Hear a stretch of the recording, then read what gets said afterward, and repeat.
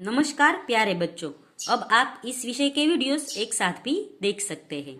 इसके लिए वीडियो के नीचे मेरी चैनल में जाके प्लेलिस्ट में जाना होगा। तो बच्चों, आज के वीडियो में हम सीखेंगे हिंदी सुरभि 2 का एक चित्र कथा। चित्र कथा का नाम है मेंढक का घोड़ा। चित्र कथा यानी हमें है वो चित्र देखकर कहानी आगे बढ़ती है। तो सबसे पहले है यह चित्र। इस चित्र में हम देख सकते हैं एक मेंढक और एक सांप को। मेंढक का घोड़ा यानी ये सब मेंढक है, उसका घोड़ा है वो ये सांप बनता है, और कैसे वो एक एक करके सभी मेंढकों को खा जाता है, यह इस कहानी से हमें देखने मिलता है। किसी तालाब के किनारे बिल में एक बूढ़ा सांप रहता था। तो बूढ़ा सांप है वो यहाँ मेंढक के पास गया। मेंढक ने बोला, आप क्यों रो रहे हो? बूढ़ा सांप रो रहा था, इसलिए मेंढक ने बोला कि आप क्यों रो रहे हो?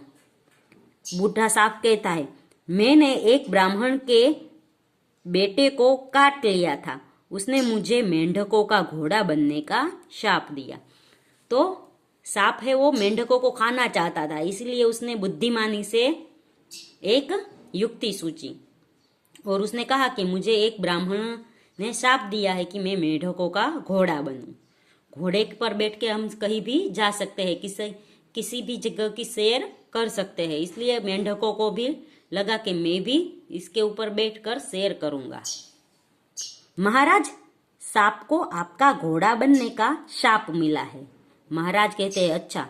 तो वो मेंढक है वो अपने राजा जो मेंढक होता है उसके पास जाता है और उसे कहता है कि ये एक सांप है, उसे आपका घोड़ा बनने का शाप मिला है।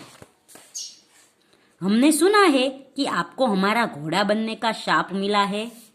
तो सांप को के पास जाकर राजा कहता है कि आपको ऐसा है कि आपको हमारा घोड़ा बनने का शाप मिला है। तो सांप बोलता है, जी महाराज, मैं आपका सेवक हूँ, आप मेरी सवारी कीजिए। फिर सांप है वो कहता है कि भाई मैं आपका सेवक हूं, आप मेरे ऊपर बैठ जाइए और मेरी सवारी कीजिए।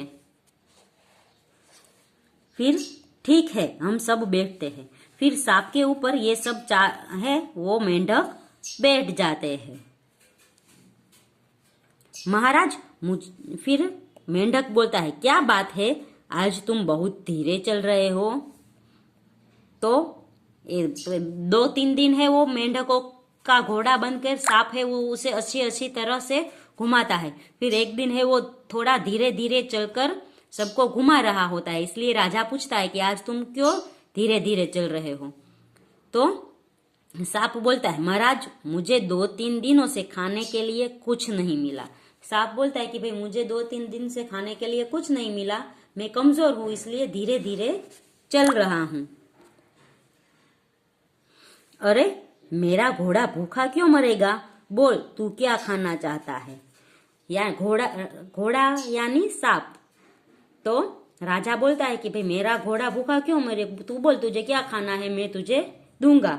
तो सांप बोलता है, महाराज, केवल 2-4 मेंढक रोज। तो सांप कहता है कि मुझे और कुछ नहीं खाना, सिर्फ 2-4 मेंढक आप मुझे रोज दे देना। मेरे राज्य में बहुत सारे मेंढक है, तुझे रोज 2-4 मेंढक मिल जाएंगे, मगर इससे ज्यादा नहीं। फिर सांप कहता है, जैसा आपका आदेश महाराज।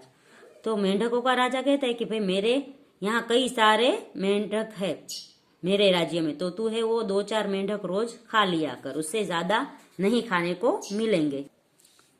3-4 दिनों बाद सिर्फ इतने मेंढक बचते हैं। फिर 8-10 दिनों बाद, तो 8-10 दिनों बाद सिर्फ इतने मेंढक बचते हैं। आगे है 20 दिनों बाद, तो फिर 20 दिनों बाद, अरे आज फिर धीरे चल रहा है, कुछ खाता क्यों नहीं? फिर राजा ने उसको आदेश दिया था कि रोज 2-4 मेंढक खा लिया कर, तो उसके राज्य के सारे मेंढक एक एक करके खत्म हो गए। 20 दिनों में मेरा महाराज के सारे मेंढकों को सांप है वो खा गया। फिर अब है वो राजा और रानी 2 ही बचे थे, इसलिए राजा बोलता है कि अरे आज फिर क्यों धीरे चल रहा, कुछ खाता क्यों नहीं? इसलिए सांप कहता है, मन की बात कह दी, तैयार हो जाओ मेरा भोजन बनने के लिए। अब दो ही मेंढक बचे थे, राजा और रानी। तो सांप बोलता है, अब आप दोनों ही है वो मेरा भोजन बनने के लिए तैयार हो जाओ, क्योंकि मैंने सभी मेंढकों को खा लिया है।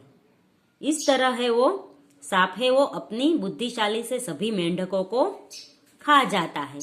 तो इस कहानी से हमें सीख मिलती है कि हमें हो किसी के अच्छे वर्तन या अच्छी बोली में आना नहीं चाहिए। कोई हमें अच्छा वर्तन करे और हमारे पास से काम निकलवा ले, ऐसा हमें नहीं करना चाहिए। कोई लोग हमें अच्छा अच्छा प्रलोभन दे और हमसे कुछ भी काम करवा दे, तो यह हमें नहीं करना चाहिए। हमें है वो हमारी बुद्धि का उपयोग करना चाहिए और किसी के बहकावे में आना नहीं चाहिए। जैसे ये मेंढक है वो सांप के बहकावे में आ गया कि उस सांप ने कहा कि भाई मुझे शाप मिला है कि मैं आपका घोड़ा बनूं।